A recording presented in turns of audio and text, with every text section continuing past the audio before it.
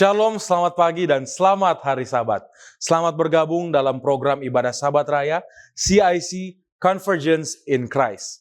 Kita akan menikmati berkat Tuhan dalam rangkaian ibadah Sabat ini. Diawali dengan acara rumah tangga, pelajaran diskusi sekolah Sabat, lagu-lagu pujian, dan khotbah yang nantinya akan dibawakan oleh hamba Tuhan, Pendeta Jerry Jacobs MCM. Pendeta saat ini melayani sebagai pendeta Gereja Masehi Hari ke-7 Jemaat Universitas Kelabat. Dan saudara, untuk membuka ibadah kita Sabat hari ini, mari kita nyanyikan lagu buka yang akan dinyanyikan oleh Praise Team.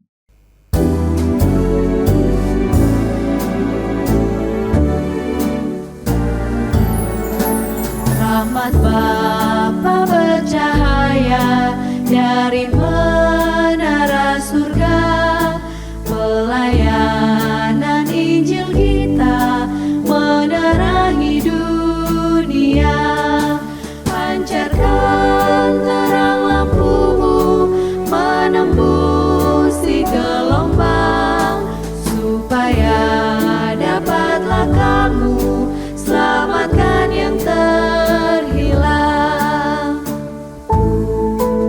Malam dosa sudah tiba, ombak pun bergemuruh, mata rindukan cahaya dari dermaga itu. Pancarkan terang lampumu menembusi gelombang, supaya dapatlah kamu selamatkan yang terhilang.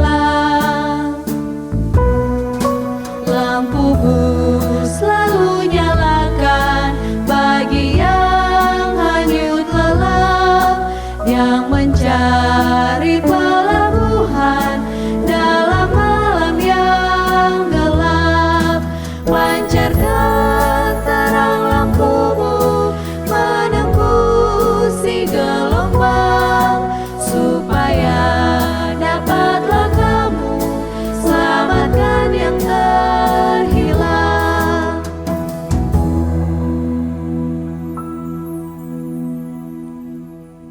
Mari kita berdoa. Segala puji dan syukur, hormat dan kemuliaan hanya bagi-Mu. Untuk karunia hari Sabat yang Engkau berikan kepada kami. Kesempatan ketika kami akan menikmati persekutuan melalui kebaktian.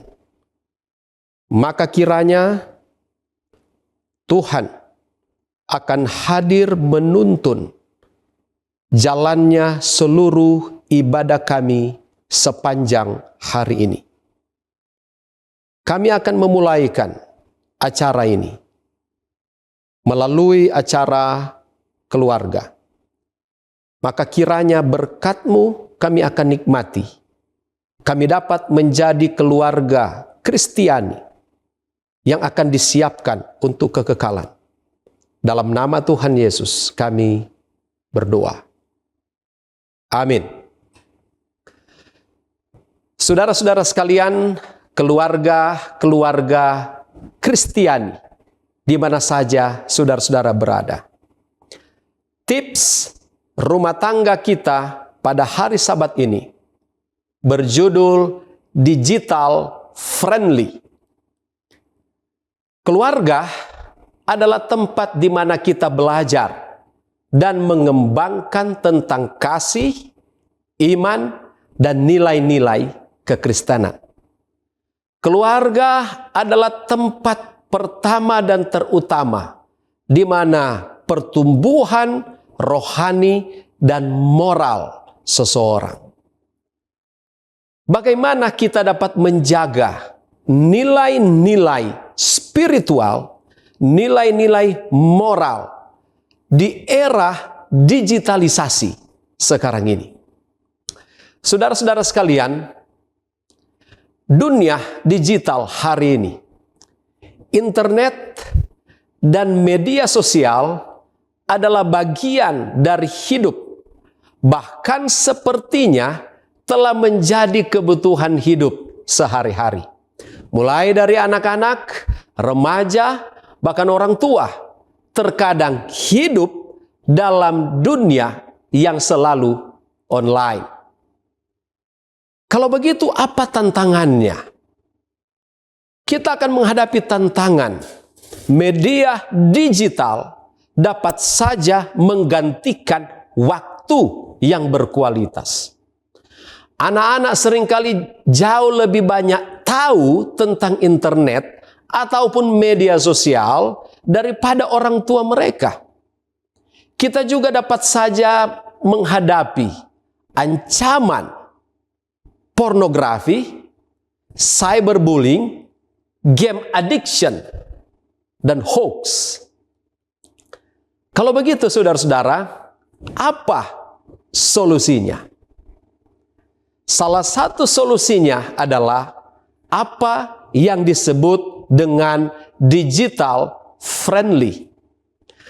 Digital friendly bukan hanya sekedar kita melek teknologi, tetapi digital friendly dapat berarti kita bijak dalam menggunakan media digital.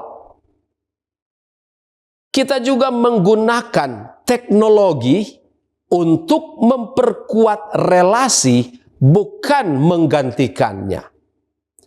Dan kita dapat menjadikan media digital sebagai alat untuk bersaksi dan pertumbuhan iman seseorang. Bagaimana menjadi digital friendly yang Kristiani? Ada beberapa tips yang saya ingin bagikan. Yang pertama, saudara-saudara, atur waktu penggunaan gadget. Bagaimana caranya kita bisa mengatur waktu penggunaan gadget? Kita dapat membuat jadwal penggunaan gadget di rumah. Kita dapat mengatur durasi penggunaan gadget dalam sehari. Kita dapat memasang timer atau alarm jika penggunaan gadget melebihi batas waktu yang ditentukan. Kita juga bisa menentukan zona di rumah kita, zona bebas gadget. Apakah di tempat tidur, apakah di ruang makan, di tempat ibadah, ataupun di tempat-tempat yang telah disepakati bersama di dalam keluarga. Yang kedua, kegiatan keluarga tanpa gawai. Baik itu doa bersama, mungkin cerita Alkitab, ataupun sekiranya ada diskusi keluarga. Lalu yang ketiga, kita harus seleksi konten digital yang akan ditonton, apalagi terhadap anak-anak. Apakah konten itu berbentuk hiburan, edukasi, inspirasi, atau informasi? Apakah konten yang ditonton sesuai dengan nilai dan standar rohani dan moral? Lalu, bagaimana caranya kita menyeleksi? Menjauhi konten yang mengandung kekerasan, pornografi, ujaran kebencian, ataupun hoax. Lalu yang keempat, memperbanyak akun ataupun kanal-kanal rohani. Dan yang kelima, jika ada sesuatu yang ingin dibagikan di media sosial, bagikanlah ayat-ayat rohani, postingan-postingan yang positif, ataupun konten-konten rohani yang lain. Dan yang terakhir, yang keenam adalah, jika Anda ingin bergabung dalam sebuah komunitas digital, maka bergabunglah dalam komunitas online yang bersifat edukatif dan rohani.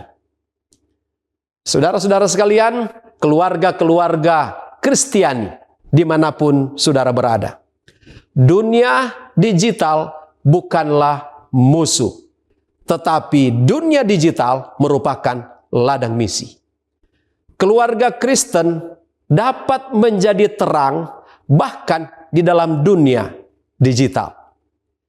Digital friendly bukan soal mengikuti zaman, tetapi digital friendly adalah bagaimana membawa Kristus ke zaman kita, bahkan dalam dunia digital. Kiranya tips ini akan bermanfaat bagi keluarga-keluarga Kristiani. Tuhan Yesus memberkati.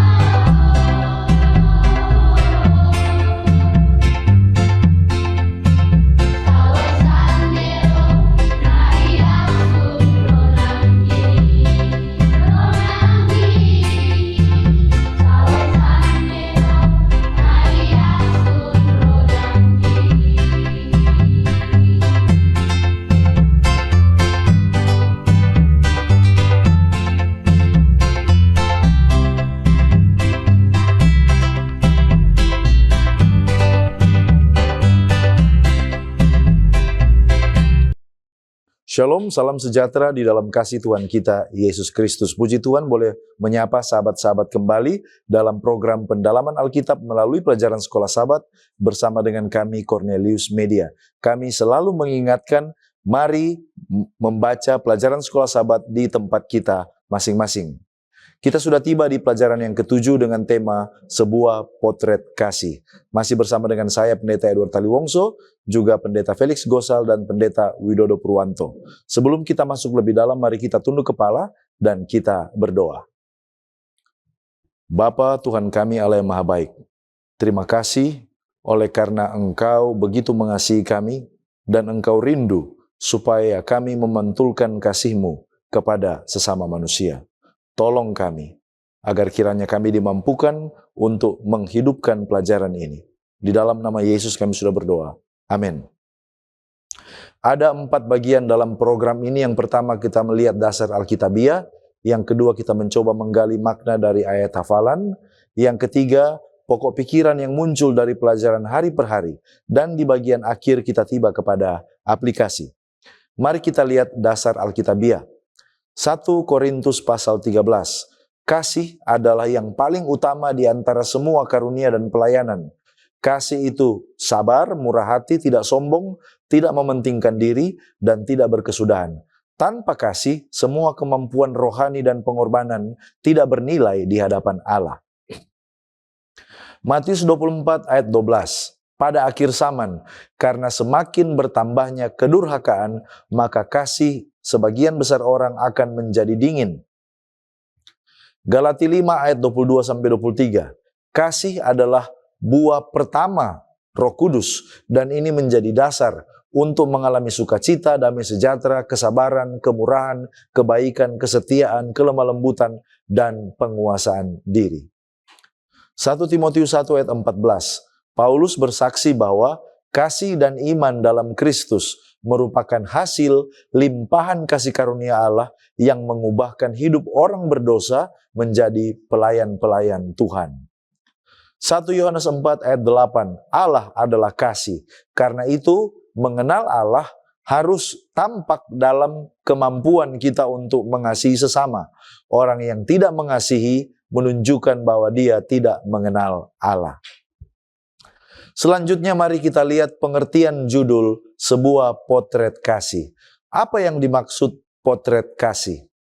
Potret kasih adalah gambaran nyata tentang karakter kasih menurut Allah yang dijelaskan di dalam 1 Korintus 13. Kasih itu bukan hanya sekedar perasaan, tetapi sebuah sikap, sebuah tindakan yang tampak dalam hidup sehari-hari. Contohnya, sabar, murah hati, rendah hati, tidak mementingkan diri sendiri, lalu kemudian mudah mengampuni. Apa perbedaan kasih Alkitab dengan cinta populer yang ada di dunia ini? Saudaraku, kasih yang diajarkan Alkitab itu berasal dari Allah dan berpusat pada memberi serta berkorban demi kebaikan orang lain. Kasih ini tidak bergantung pada perasaan atau balasan. Dia tetap setia, tetap sabar, tetap mengutamakan kebenaran serta keselamatan orang lain. Sebaliknya, cinta yang populer di dunia sering dipahami sebagai perasaan romantis, ketertarikan atau hubungan yang memberi kepuasan pribadi. Nah, karena bertumpu pada emosi manusia, maka ini ketika tidak lagi memberikan keuntungan, dia akan berhenti. Jika kasih yang terpenting, bolehkah saya mengabaikan penurutan hukum? Jawabannya tidak boleh. Kasih dan penurutan itu bukan lawan, tetapi saling melengkapi. Kasih kepada Allah dinyatakan melalui ketaatan kepada kehendaknya. Ulangan 6 ayat 4-5. Jadi kasih kepada sesama dinyatakan melalui tindakan yang benar yang tidak merugikan orang lain. Jadi, kalau kita mengasihi sesama dan mengasihi Allah, kita akan menurut perintah-perintah Allah. Mana yang lebih penting, mengasihi Allah atau mengasihi sesama? Menurut Markus 12 ayat 28-31, keduanya tidak dapat dipisahkan. Mengasihi Allah adalah perintah yang terutama, dan mengasihi sesama adalah perintah kedua yang serupa dengan itu. Jadi, seseorang tidak dapat mengaku mengasihi Allah tetapi membenci sesamanya. Kasih kepada Allah akan nampak melalui kasih kepada sesama manusia. Bagaimana kita dapat memiliki kasih yang sejati? Saudaraku, kasih yang sejati itu memang tidak dapat dihasilkan oleh kekuatan kita sebagai manusia. Ada beberapa hal yang dapat kita lakukan. Yang pertama, datang kepada Yesus, menerima kasihnya terlebih dahulu. Yang kedua, membiarkan Roh Kudus yang akan menghasilkan buah kasih itu dalam hati kita. Ada di dalam Galati 5 ayat 22 dan 23. Yang ketiga, mari kita memelihara hubungan pribadi dengan Allah melalui doa, firman, dan persekutuan dengan Kristus. Yang keempat, mari kita latih kasih dalam tindakan nyata. Dan yang kelima, mari kita tetap memandang kepada salib Kristus, karena di sana kasih Allah dinyatakan paling sempurna. Francis Nicole dalam SD Bible Commentary Jilid 6 halaman 785 dan 786 mengomentari tentang 1 Korintus 13. Di sana dikatakan, kasih adalah jalan yang paling mulia, karena perwujudan praktisnya merupakan ujian yang akan menentukan nasib kekal seluruh umat manusia. Mereka yang agamanya hanya sekedar ketaatan lahiriah terhadap bentuk-bentuk dan tata cara keagamaan akan menyadari bahwa hal itu tidak diterima oleh Allah. Kasih yang mengorbankan diri, yang menghasilkan kesatuan di antara orang-orang percaya akan meyakinkan dunia bahwa Allah memang telah mengutus anaknya ke dunia untuk menyelamatkan umat manusia. Inilah cara yang dipilih Allah bagi umatnya untuk memberikan kesaksian tentang kebenaran Injil. Kita tiba pada ayat hafalan 1 Korintus 13 ayat 13. Demikianlah tinggal ketiga hal ini, yaitu iman, pengharapan, dan kasih. Dan yang paling besar diantaranya ialah kasih. Nah, mari kita lihat apa konteks dan latar belakang ayat ini. Pasal 13 tidak berdiri sendirian, tetapi pasal ini berada di tengah tiga pasal yang saling berkaitan, yaitu pasal 12 yang membahas ragam karunia roh, pasal 13 mengangkat kasih sebagai dasar dari semua karunia, dan pasal 14 mengatur penggunaan karunia secara teratur. Jadi pasal 13 adalah jantung dari seluruh nasihat Paulus tentang karunia rohani. Kemudian yang kedua, jemaat Korintus sedang saling bersaing soal karunia rohani, khususnya karunia dengan bahasa lidah. Dan muncul perpecahan, ada iri hati, ada rasa lebih unggul dari yang lain. Dan ke dalam suasana inilah Paulus menegaskan, karunia sehebat apapun, kalau tanpa kasih tidak ada apa-apanya. Selanjutnya, kalimat penutup di dalam pasal 12 berbunyi, aku menunjukkan kepadamu jalan yang lebih utama lagi. Dan kalimat itu yang membuka pasal 13. Di sini Paulus hendak menunjukkan bahwa di atas semua karunia ada satu hal yang harus mendasari semuanya, yaitu kasih. Korintus adalah kota yang kompetitif, individualistis, dan gila dengan status. Oleh karena itu, kasih yang muncul di sini, agape, yang Paulus ajarkan, yang sabar, tidak mencari keuntungan diri, tidak sombong, ini justru bertolak belakang dengan roh yang ada di dalam kota itu. Nah, sebelumnya kalau kita lihat ayat 8-12, Paulus menjelaskan bahwa karunia-karunia seperti nubuat, bahasa lidah, dan pengetahuan bersifat sementara dan akan berhenti. Dan sesudah itu ia menutup dengan yang kekal, yaitu iman, pengharapan, dan kasih. Jadi ayat 13 ini adalah puncak yang menyimpulkan semua pasal. Matthew Henry dalam komentarnya atas 1 Korintus 13 mengatakan, kasih jauh lebih utama daripada karunia-karunia yang dibanggakan oleh jemaat Korintus. Kasih adalah suatu anugerah yang bertahan selama kekekalan. Nah, kalau begitu, apa pengertian tinggal ketiga hal ini? Mengapa tiga hal ini? Dan apa yang dimaksudkan dengan iman, pengharapan, dan kasih dalam konteks ini? Kemudian mengapa kasih yang lebih besar. Nah, mari kita lihat yang pertama, apa pengertian tinggal ketiga hal ini. Kata tinggal muncul dalam kata menei, yang artinya adalah tetap bertahan atau tidak lenyap. Dan ini sengaja dimunculkan dan dikontraskan dengan karunia yang akan berhenti di ayat 8. Nubuat, bahasa lidah, dan pengetahuan bersifat sementara, diberikan untuk masa gereja di atas dunia ini. Sebaliknya, iman, pengharapan, dan kasih itu bersifat kekal dan bertahan. Karena itu, ketiga hal ini jauh lebih penting daripada karunia yang dibanggakan orang Korintus. Kemudian yang kedua, kenapa ketiga hal ini penting? Nah, sederhananya, karena ketiga hal ini merangkum seluruh kehidupan Kristen. Ketiganya bekerja dalam tiga arah.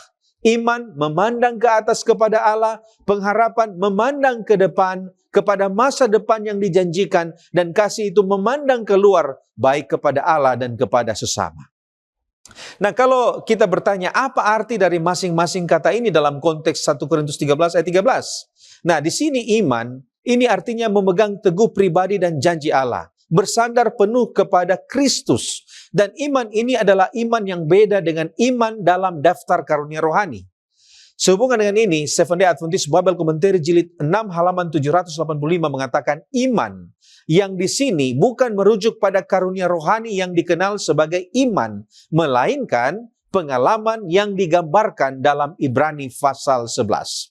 Selanjutnya yang kedua adalah pengharapan. Pengharapan ini adalah keyakinan yang pasti akan keselamatan dan hidup kekal yang belum kita lihat tetapi sudah dijamin oleh Allah. Dan yang ketiga, kasih, agape, kasih yang mengorbankan diri dan bersumber dari Allah. Sebagaimana yang Paulus uraikan di ayat 4-7, yaitu sabar, murah hati, tidak sombong, tidak mencari keuntungan diri sendiri. Nah, mengapa kasih yang paling besar? Ada 3 alasan. Yang pertama, karena kasih yang paling kekal. Di surga, iman itu masih ada, tetapi akan diubah menjadi penglihatan. Kita akan memandang Allah muka dengan muka. Kemudian pengharapan itu akan berubah menjadi kenyataan. Yang diharapkan itu akan dinikmati di dalam kerajaan surga. Dan artinya, iman dan pengharapan itu akan digenapi dalam kerajaan surga. Tetapi iman yang kita miliki saat ini tidak lagi kita perlukan. Tetapi kasih tidak berhenti dalam kerajaan surga. Kasih justru disempurnakan dan berlanjut selamanya. Kasih adalah hakikat Allah sendiri. Alasan yang kedua. Kasih adalah Allah. 1 Yohanes pasal 2 ayat 8. Iman dan pengharapan adalah sikap manusia terhadap Allah. Tetapi kasih adalah sifat Allah sendiri yang kita bagikan. Allah tidak perlu beriman atau berharap, tetapi Allah adalah kasih. Karena itu, kasih paling menyerupai Allah. Dan yang ketiga, alasan yang ketiga, kasih menggerakkan dan memperindah iman dan pengharapan. Galatia 5 ayat 6 menyebutkan iman yang bekerja oleh kasih. Kasih adalah mesin penggerak yang membuat iman dan pengharapan hidup dan berbuah. Tanpa kasih, keduanya mati. Ellen G. White di dalam Sons and Daughters of God halaman 101 mengatakan, kasih adalah sifat surgawi. Hati yang alami tidak dapat menghasilkannya. Tanaman surgawi ini hanya bertumbuh subur di tempat Kristus memerintah sebagai yang tertinggi. Di mana kasih ada, di situ ada kuasa dan kebenaran dalam hidup. Sekarang kita masuk pada pokok pembahasan sifat esensial kasih. Dalam konteks pelajaran hari Minggu, apa yang dimaksud dengan sifat esensial kasih dan kasih seperti apa yang dimaksud Paulus dalam 1 Korintus pasal yang ke-13?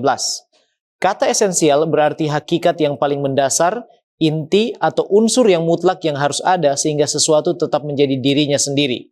Jadi sifat esensial kasih adalah ciri-ciri utama yang menjadi inti dari kasih sejati menurut Allah. Tanpa sifat-sifat ini, sesuatu mungkin tampak seperti kasih, tetapi sebenarnya bukanlah kasih yang dimaksud oleh Alkitab. Nah, mengenai kasih yang dimaksud Paulus dalam 1 Korintus pasal 13, Paulus di sini tidak sedang berbicara tentang kasih sebagai sekedar perasaan atau emosi atau ketertarikan kepada seseorang. Ia memakai kata Yunani agape, yaitu kasih yang berasal dari Allah sendiri, Kasih yang memilih untuk mengasihi sekalipun harus berkorban. Kasih ini bukan didasarkan pada apa yang diterima, melainkan pada keputusan untuk memberikan diri demi kebaikan atau kepentingan orang lain. Seventh-day Adventist Bible Commentary volume 6 halaman 778 katakan bahwa kasih inilah yang terlihat antara Bapa dan Yesus. Kasih yang dinyatakan dengan pengorbanan untuk menebus manusia yang hilang. Agape adalah kasih yang dikerjakan oleh Roh Kudus dalam hati orang percaya. Karena itu, kasih bukan sekedar sifat alami manusia, tetapi merupakan buah dari hubungan yang hidup dengan Kristus. Kasih ini mengendalikan pikiran, perkataan, motivasi, dan tindakan-tindakan kita. Itulah sebabnya Paulus mengatakan dalam 1 Korintus pasal yang ke-13 ayat 1-3 bahwa seseorang dapat memiliki karunia bahasa roh, bernubuat, iman yang besar, bahkan rela menyerahkan seluruh hartanya atau nyawanya, tetapi jika semua itu tidak digerakkan oleh kasih, semuanya itu tidak ada artinya. Dengan kata lain, kasih bukan salah satu karunia di antara banyak karunia yang ada, melainkan roh atau motivasi yang harus menghidupkan seluruh pelayanan. The Seventh-day Adventist Bible Commentary volume 6 halaman 778 menjelaskan bahwa kasih adalah prinsip yang mengatur kehidupan orang Kristen, dasar dari seluruh karakter Kristus, dan kualitas yang memberikan nilai kepada setiap karunia rohani. Tanpa kasih, pelayanan berubah menjadi pencarian kehormatan akan diri sendiri, bukan kemuliaan Allah. Jadi, kasih adalah karakter Allah yang dicurahkan ke dalam hati orang percaya oleh Roh Kudus sehingga mereka mampu mengasihi Allah dan sesama dengan tidak mementingkan diri sendiri. Nah, mengapa kasih menjadi sesuatu yang sangat penting dalam kehidupan orang percaya? Paulus menempatkan kasih sebagai yang terutama karena kasih merupakan karakter Allah sendiri. Rasul Yohanes berkata dalam 1 Yohanes 4 ayat yang ke-8, Allah adalah kasih. Artinya, semakin seseorang mengenal Allah, semakin nyata kasih itu terlihat dalam hidupnya. Kasih juga menjadi bukti bahwa seseorang benar-benar adalah murid Kristus. Yesus berkata dalam Yohanes 13 ayat 35, dengan demikian semua orang akan tahu bahwa kamu adalah murid-muridku, yaitu jikalau kamu saling mengasihi. Itulah sebabnya identitas seorang Kristen yang terutama bukanlah ditentukan oleh banyaknya pengetahuan Alkitab yang dimiliki, tingginya jabatan di gereja, ataupun banyaknya aktivitas pelayanan yang dilakukan, tetapi oleh kasih yang nyata yang ditunjukkan kepada sesama. Kasih adalah dasar kesalahan hidup dan bukti bahwa Injil benar-benar telah mengubah hati seseorang.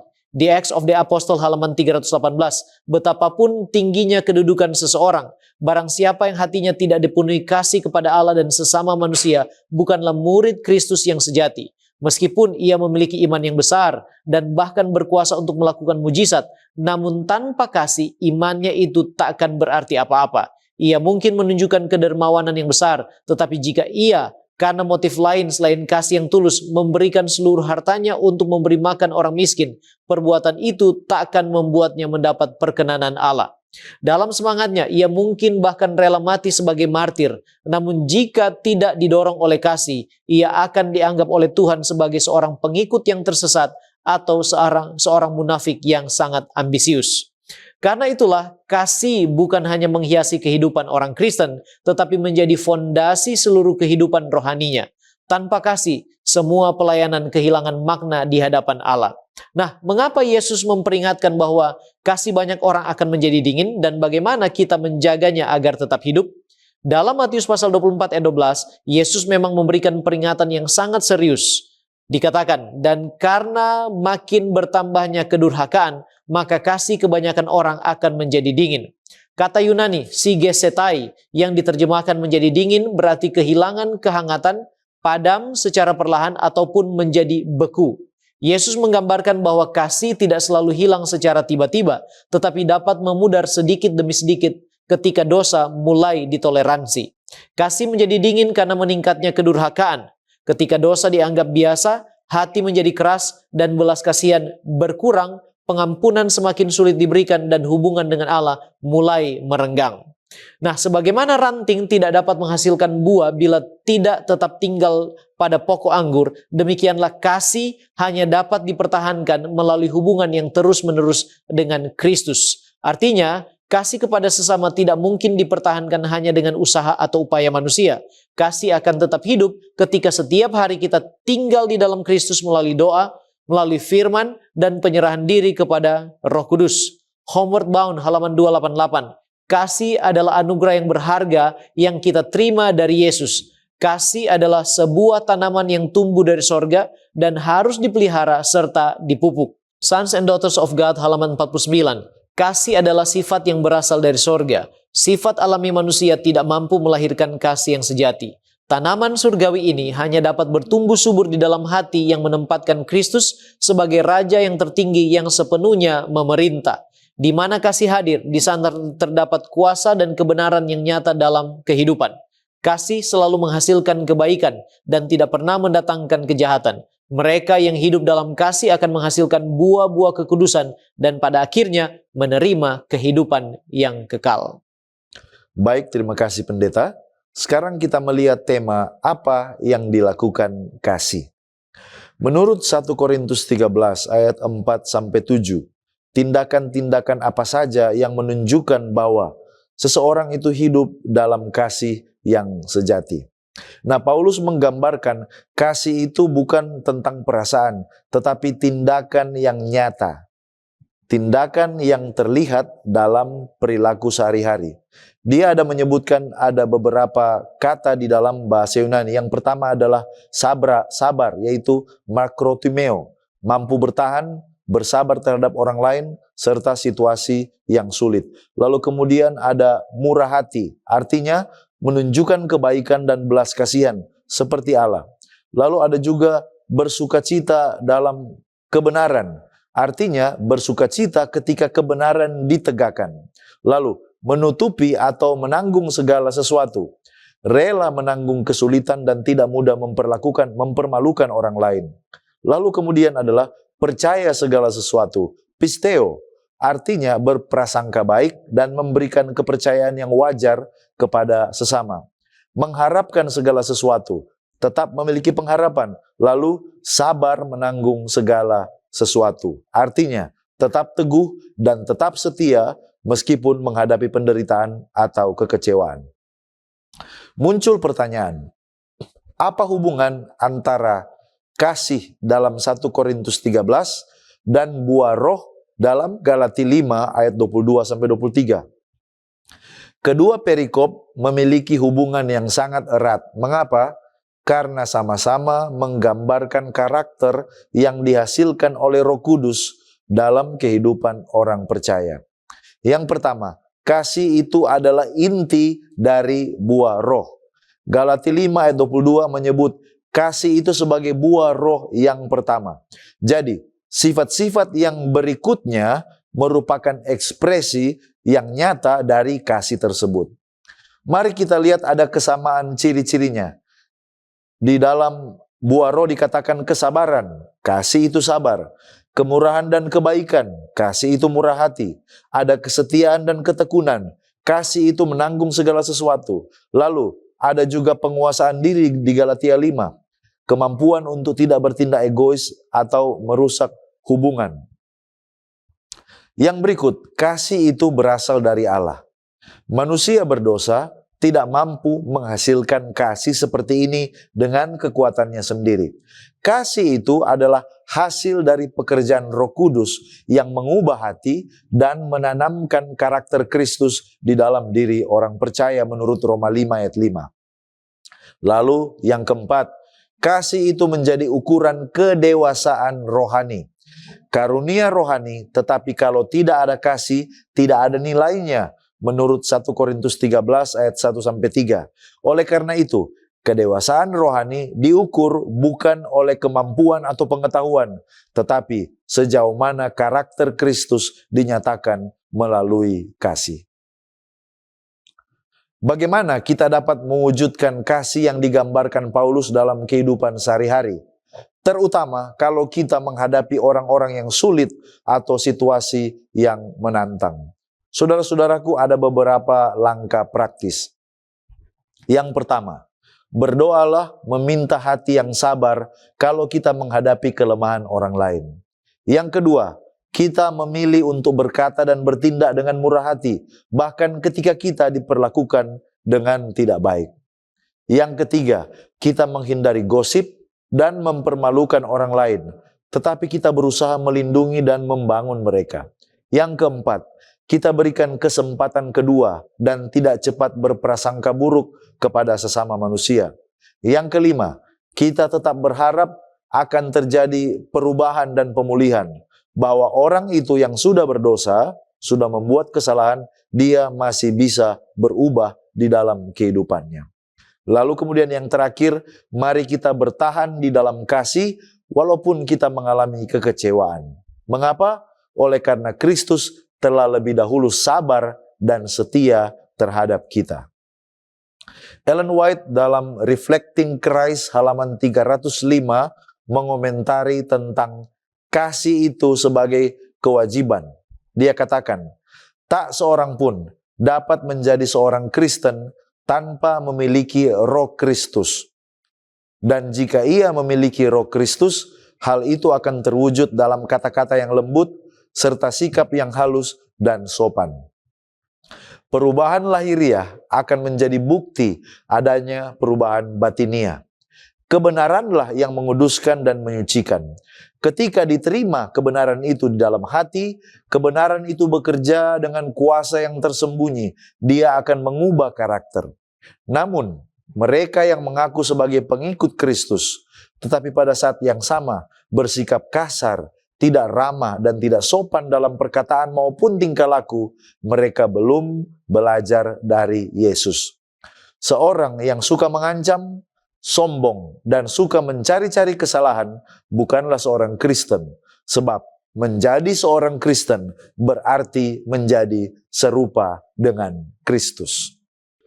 Kita tiba pada pokok diskusi mengenai apa yang tidak dilakukan oleh kasih. Nah, mengapa Paulus menghabiskan begitu banyak waktu menjelaskan apa yang tidak dilakukan oleh kasih dan apa pengertian tidak menyimpan kesalahan? Nah, ada 3 alasan mengapa Paulus menggunakan daftar kalimat negatif ini. Alasan yang pertama, karena daftar negatif itu adalah cermin bagi dosa nyata jemaat Korintus. Jadi bukan kebetulan Paulus menyebut iri hati, sombong, kasar, mementingkan diri, pemarah, dan menyimpan dendam. Itu adalah persis penyakit yang sedang menggerogoti jemaat Korintus. Mereka terpecah, mereka bersaing soal karunia dan saling merendahkan. Jadi Paulus tidak sedang menyusun kata-kata indah di sini, tetapi sedang menusuk langsung ke dalam akar masalah yang ada dalam jemaat Korintus. Alasan yang kedua, karena kasih justru lebih mudah diuji daripada yang tidak dilakukannya. Ada banyak orang yang mengaku dia mengasihi, tetapi kasih sejati itu justru terbukti ketika kita menahan diri, ketika kita tidak membalas, ketika kita tidak iri, tidak mengungkit masalah orang lain. Dan gambaran negatif menutup celah untuk pembenaran diri. Kita tidak bisa lagi berkata saya memiliki kasih kalau kenyataannya kita masih penendam dan suka marah.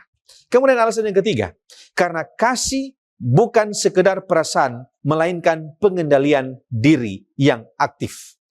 Setiap hal negatif dalam daftar ini menuntut penyangkalan diri. Kasih harus menahan dorongan daging, dorongan untuk iri, untuk membalas, dan untuk memegahkan diri. Dan dengan menyebut apa yang tidak dilakukan kasih, di sini Paulus menunjukkan bahwa kasih itu bekerja keras melawan ego, bukan sekedar emosi yang menyenangkan. Selanjutnya, apa pengertian tidak menyimpan kesalahan? Nah, kata tidak menyimpan kesalahan di sini datang dari kata logisomai. Kata logisomai adalah istilah akuntansi, yaitu membukukan atau menghitung. Maka, kasih di sini artinya tidak membuat buku besar yang mencatat setiap kesalahan orang untuk ditagih suatu hari nanti. Kasih tidak menghitung-hitung, tidak mengungkit masa lalu, tidak menyimpan dendam.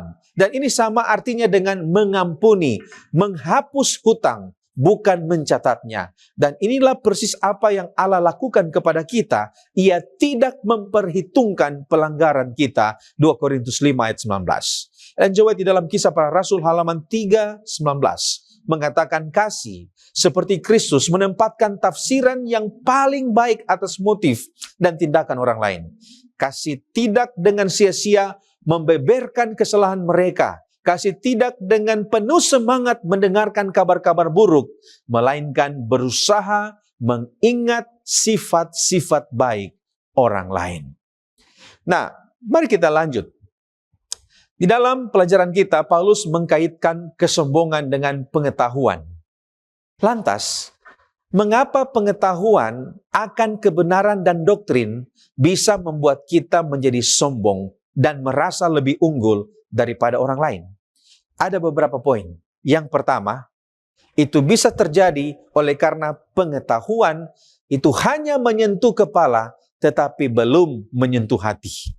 Kalau kebenaran hanya berhenti di akal dan tidak turun di hati, maka itu akan memperbesar ego. Itulah sebabnya Paulus berkata, pengetahuan membuat orang menjadi sombong, tetapi kasih membangun. 1 Korintus 8 ayat 1.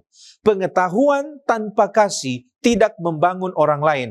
Ia hanya membesarkan dirinya sendiri. Alasan yang kedua, karena pengetahuan mudah dijadikan alat untuk membandingkan diri. Begitu kita merasa lebih tahu banyak, maka akan muncul godaan halus untuk merasa lebih baik dan memandang rendah orang yang belum tahu, yang sama dengan kita. Doktrin yang benar lalu dipakai sebagai alat untuk mengukur dan menghakimi orang lain, bukan untuk melayani mereka, maka inilah masalahnya. Kebenaran yang seharusnya menyelamatkan malah dipakai untuk meninggikan diri. Alasan yang ketiga, karena kesombongan rohani sangat menipu dan kadang menyamar sebagai kesetiaan pada kebenaran. Orang Farisi mengenal kitab suci lebih daripada siapapun pada zamannya. Tetapi pengetahuan itu membuat mereka justru merasa berhak untuk menghakimi orang lain. Bahkan pada akhirnya mereka menolak Kristus sendiri. Dan ini adalah pelajaran keras. Tahu banyak tentang Allah, tetapi tidak mengenal Allah sama seperti tidak ada apa-apanya. Pengetahuan bisa membuat orang merasa aman, merasa benar, tetapi kalau tidak memiliki kasih, kalau tidak mengenal Allah secara pribadi, maka itu tidak akan membawa perubahan apa-apa. Alasan yang keempat, karena kebenaran sejati diterima melalui anugerah di dalam hati, bukan sekedar melalui akal. Kalau kita lupa bahwa pemahaman kita pun adalah pemberian anugerah, kita mulai membanggakannya seolah-olah itu pencapaian kita sendiri, ada bahaya di sini. Padahal semakin dekat seseorang dengan Kristus, justru seharusnya semakin dia melihat kekurangannya sendiri. Dia harusnya semakin rendah hati. Ellen G. White di dalam Desire of Ages mengatakan, seandainya kebenaran dapat diserahkan kepada akal semata, maka kesombongan tidak akan menjadi penghalang dalam menerimanya. Tetapi kebenaran harus diterima melalui pekerjaan anugerah di dalam hati. Dan penerimaannya bergantung pada penyangkalan setiap dosa yang disingkapkan oleh Roh Allah. Betapapun besarnya kesempatan yang dimiliki seseorang untuk memperoleh pengetahuan tentang kebenaran, semuanya itu tidak akan berguna baginya kecuali hatinya terbuka untuk menerima kebenaran itu. Sekarang kita pindah kepada pokok pembahasan sebuah potret Yesus. Dalam konteks pelajaran sekolah sahabat, mengapa 1 Korintus pasal 13 disebut sebagai potret Yesus? Ketika membaca 1 Korintus pasal 13 ayat 4-7, kita seringkali menilai diri sendiri dan menyadari betapa jauhnya kehidupan kita dari standar kasih yang digambarkan oleh Paulus di sini. Namun tujuan utama pasal ini bukan pertama-tama agar kita melihat kelemahan diri kita sendiri, melainkan agar kita memandang kepada Kristus. Sifat-sifat kasih yang dijelaskan Paulus bukan sekedar daftar karakter ideal, tetapi merupakan gambaran sempurna dari kehidupan Yesus sendiri. Paulus menggunakan kata Yunani agape, yang yaitu kasih yang berasal dari Allah. Kasih yang rela berkorban, tidak bergantung pada perasaan ataupun keuntungan pribadi. Kasih seperti ini hanya dapat diwujudkan secara sempurna oleh Kristus sendiri. Oleh sebab itu, 1 Korintus 13 dapat disebut sebagai biografi karakter Yesus dalam bentuk kasih. Ibrani 1 ayat 3 menyatakan bahwa ia adalah cahaya kemuliaan Allah dan gambar wujud Allah. Jika Allah adalah kasih menurut 1 Yohanes 4 ayat 8, maka Yesus adalah pernyataan kasih Allah yang sempurna yang dapat dilihat oleh manusia.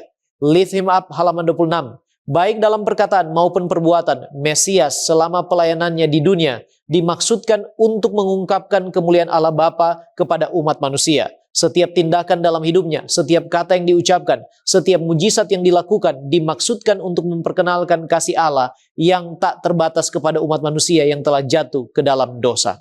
Sekarang bagaimana Yesus memperlihatkan setiap karakter kasih yang disebutkan dalam 1 Korintus pasal 13?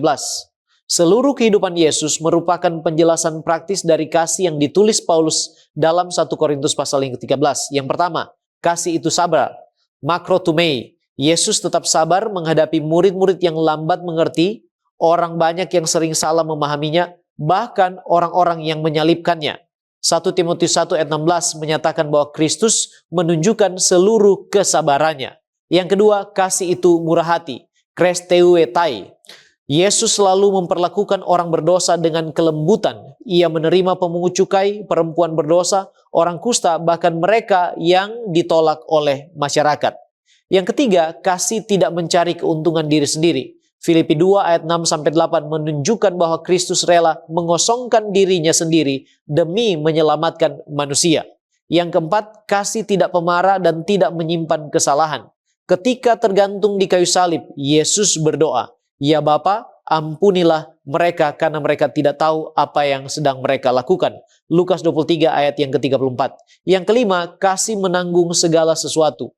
Yesus kenyataannya telah menanggung penderitaan, penghinaan, penolakan, bahkan kematian di kayu salib demi keselamatan manusia. Ibrani 12 ayat 2-3.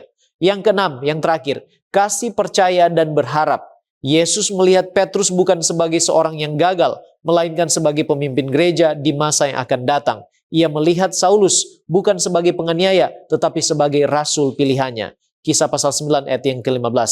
Dengan demikian, setiap kalimat dalam 1 Korintus pasal 13 menemukan contoh nyatanya dalam kehidupan praktis dari Yesus. Nah, mengapa kasih kepada Allah tidak dapat dipisahkan dari kasih kepada sesama? Yohanes menegaskan bahwa kasih kepada Allah selalu menghasilkan kasih kepada sesama manusia. 1 Yohanes 4 ayat yang ke-20 berkata, "Barang siapa tidak mengasihi saudaranya yang dilihatnya, tidak mungkin mengasihi Allah yang tidak dilihatnya." Kasih bukan sekedar pengakuan iman, tetapi bukti nyata bahwa seseorang telah mengalami kelahiran yang baru. Orang yang sungguh menerima kasih Kristus akan memantulkan kasih itu kepada orang lain. Yesus sendiri memberikan perintah baru dalam Yohanes 13 ayat 34-35, yaitu supaya murid-murid saling mengasihi sebagaimana Ia telah mengasihi mereka. Dunia mengenal murid Kristus bukan terutama melalui pengetahuan teologi, melainkan melalui kasih yang mereka nyatakan dan tunjukkan kepada sesama manusia. Our Father Cares halaman 21. Kasih bukanlah sekedar dorongan sesaat, emosi yang sementara, yang bergantung pada keadaan, melainkan suatu prinsip hidup, suatu kekuatan yang abadi, jiwa yang diberi makan oleh aliran kasih murni yang mengalir dari hati Kristus, bagaikan mata air yang tidak akan pernah kering. Kasih Kristus itu dalam tulus mengalir seperti sungai yang tak tertahankan kepada semua orang yang mau menerimanya. Tidak ada keegoisan dalam kasihnya. Jika kasih yang berasal dari surga ini menjadi prinsip yang mendalam di dalam hati, Ia akan menampakkan dirinya tidak hanya kepada orang-orang yang paling kita sayangi dalam hubungan yang suci, tetapi juga kepada semua orang yang kita temui. Ia akan menuntun kita untuk memberikan perhatian kecil, membuat pengorbanan, melakukan perbuatan kebaikan, serta mengucapkan kata-kata yang lembut, jujur, dan memberi semangat. Ia akan menuntun kita untuk bersimpati kepada mereka yang hatinya merindukan simpati. Steps to Christ halaman 70 katakan, semakin dekat kita datang kepada Yesus, semakin kita melihat kekurangan diri sendiri. Tetapi justru dengan memandang kepada Kristus, kita akan diubahkan menjadi serupa dengan Dia. Kemudian Christ Object Lesson halaman 384 menekankan bahwa kasih harus menjadi dasar tabiat setiap orang yang ingin menjadi warga kerajaan sorga. Jadi pelajarannya bagi kita ialah bahwa dunia akan mengenal Kristus melalui kasih yang terlihat dalam kehidupan jemaatnya. Ketika kita mengasihi seperti Yesus, kita sedang melukiskan kembali potret Yesus kepada dunia. Sekarang kita akan mempelajari tema iman, pengharapan, dan kasih. Menurut 1 Korintus 13 ayat 8-13, mana yang akan tetap ada selama-lamanya? Dan bagaimana Paulus membedakan antara karunia-karunia rohani dengan iman, pengharapan, dan kasih? Kalau kita perhatikan pasal ini, maka Paulus menjelaskan bahwa beberapa karunia rohani itu bersifat sementara, sementara kasih itu bersifat kekal. Karunia nubuat akan berhenti, bahasa roh akan lenyap, pengetahuan manusia tidak sempurna dan akan berlalu. Karunia-karunia ini memang diberikan untuk membangun gereja selama kita masih hidup tinggal di dunia ini yang belum sempurna. Tetapi Paulus mengatakan, demikianlah tinggal ketiga hal ini, yaitu iman, pengharapan, dan kasih. Dan yang paling besar di antaranya ialah kasih. 1 Korintus 13 ayat 13. Jadi, iman sekarang membuat kita berjalan bersama Allah walaupun kita belum melihat Dia secara langsung. Pengharapan menantikan penggenapan janji keselamatan yang akan datang. Tetapi kasih itu tidak akan berkesudahan, karena kasih merupakan sifat Allah sendiri. Jadi, karunia rohani melayani kebutuhan gereja selama masa sekarang, tetapi itu hanya untuk di dunia ini. Tetapi kasih Dia melampaui zaman. Ini akan tetap ada untuk selama-lamanya. Mengapa Paulus mengatakan bahwa kasih adalah yang terbesar di antara iman, pengharapan, dan kasih? Mari kita lihat mengapa Paulus mengatakan demikian. Ada beberapa alasan. Alasan yang pertama, karena kasih itu adalah sifat Allah. 1 Yohanes 4 ayat 8. Di sana dikatakan tidak hanya mengatakan bahwa Allah memiliki kasih, tetapi bahwa Allah adalah kasih. Jadi, kasih itu adalah bagian dari eksistensi Allah yang kekal. Poin yang kedua, iman dan pengharapan berkaitan dengan kondisi dunia yang belum sempurna. Iman diperlukan karena sekarang kita belum melihat secara langsung. Pengharapan juga diperlukan karena janji keselamatan belum sepenuhnya terwujud. Pada waktu Yesus datang pada kali yang kedua, iman akan berubah menjadi penglihatan. Pengharapan akan berubah menjadi kenyataan, tetapi tidak dengan kasih. Kasih akan tetap ada selama-lamanya. Alasan yang ketiga, kasih itu tetap diperlukan. Di bumi yang baru dan langit yang baru, orang-orang yang diselamatkan akan mengasihi Allah, mengasihi sesama, dan menikmati persekutuan kasih yang sempurna dengan Allah Tritunggal. Alasan yang keempat, kasih adalah inti dari seluruh hukum dan Injil. Yesus merangkum seluruh hukum dalam dua perintah utama, kasih kepada Allah dan kasih kepada sesama manusia. Itulah alasan mengapa Rasul Paulus memiliki pendapat bahwa kasih adalah yang terbesar. Selanjutnya, bagaimana pemahaman Allah adalah kasih mempengaruhi cara kita menghidupkan kehidupan Kristen. Saudaraku, kalau Allah adalah kasih, maka kehidupan orang Kristen harus menjadi cerminan kasih-Nya.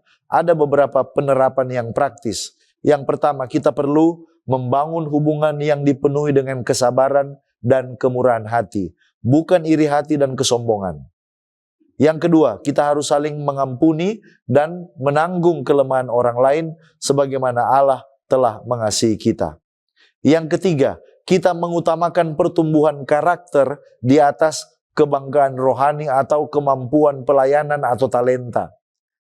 Selanjutnya, kita hidup dengan iman, tetap percaya kepada Allah walaupun kita belum melihat jawaban sepenuhnya.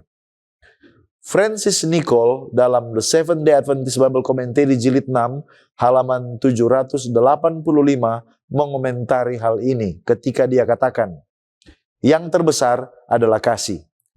Ketika kita menyadari bahwa di antara semua sifat karakter, kasih adalah satu-satunya yang digunakan oleh para penulis kitab suci untuk menggambarkan hakikat Allah itu sendiri, maka mudah untuk dipahami mengapa Rasul Paulus mengatakan bahwa di antara semua karunia roh, inilah yang terbesar. Sebagai cara hidup, kasih lebih efektif, lebih berjaya, dan lebih memuaskan daripada memiliki dan menggunakan berbagai karunia Roh Kudus yang disebutkan dalam pasal 12.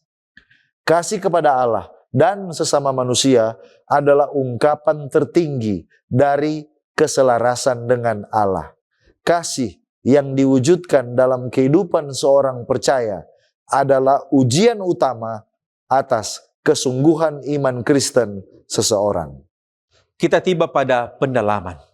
Mengapa iman yang besar, mujizat, kedermawanan, bahkan menjadi martir adalah sia-sia atau dianggap munafik jika tidak didasari kasih?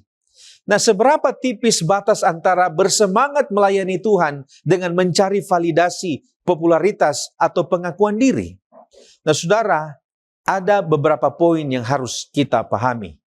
Yang pertama, karena Allah menilai motif bukan sekedar besarnya perbuatan. Perbuatan yang hebat bisa lahir dari hati yang salah. Yang membuat suatu perbuatan bernilai kekal di hadapan Allah bukanlah ukurannya, melainkan kasih yang mendasarinya. Karena itu, iman sebesar gunung, mujizat yang menakjubkan, atau pemberian seluruh harta, kalau tidak digerakkan oleh kasih, itu akan menjadi kosong dari nilai kekekalan. Yang kedua, karena tanpa kasih, pusat dari semua perbuatan itu bukan Allah tapi diri kita sendiri. Iman yang besar bisa dipamerkan agar dikagumi. Kedermawanan bisa dilakukan agar dipuji. Bahkan pengorbanan sebesar mati syahid bisa didorong oleh keinginan akan kehormatan nama sendiri. Tapi ketika diri kita menjadi pusat, maka ibadah itu akan berubah menjadi panggung untuk memuliakan diri. Itulah inti dari kemunafikan, melakukan hal rohani demi keuntungan diri sendiri, bukan demi Allah. Yang ketiga, karena kasih adalah satu-satunya motif yang menyerupai Allah. 1 Yohanes 4 ayat 8, Allah adalah kasih. Perbuatan yang digerakkan kasih, memuliakan Allah dan menolong sesama. Perbuatan yang digerakkan ambisi, justru memuliakan diri sendiri. Dari luar keduanya tampak sama persis, tetapi di hadapan Allah, keduanya sama sekali berbeda. Jika demikian, seberapa tipis batas antara semangat melayani Allah dan semangat untuk pengakuan diri sendiri? Jawabannya adalah sangat tipis. Karena sangat mirip, dan oleh karena itu, yang membedakan keduanya hanyalah hati. Batas ini tidak terlihat oleh mata manusia, tetapi terlihat jelas oleh mata Tuhan. Oleh karena itu, ada beberapa pertanyaan yang perlu kita tanyakan untuk menguji kita di dalam pelayanan kita. Yang pertama, bagaimana reaksi saya jika pelayanan saya tidak dilihat atau tidak dipuji orang? Apakah saya tetap gembira ketika orang lain yang dipuji daripada saya? Apakah saya bersedia melayani orang yang tidak mungkin membalas atau menaikkan reputasi saya? Ellen G. White di dalam Sons and Daughters of God halaman 101 mengatakan, kasih yang murni bekerja secara sederhana dan terpisah dari setiap prinsip tindakan yang lain.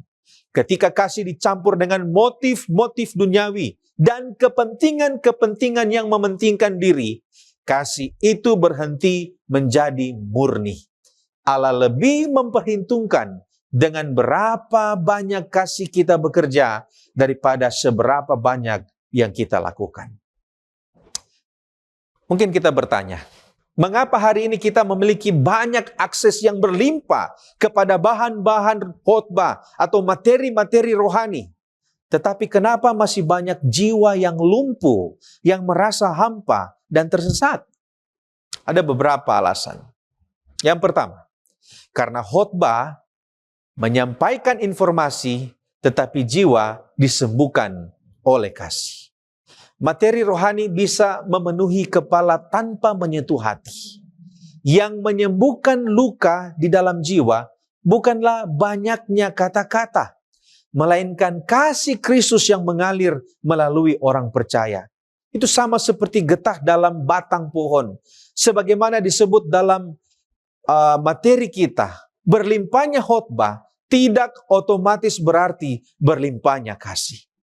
Alasan yang kedua, karena Injil dirancang untuk disampaikan melalui hubungan pribadi, bukan hanya dari mimbar. Yesus tidak sekedar berkhotbah.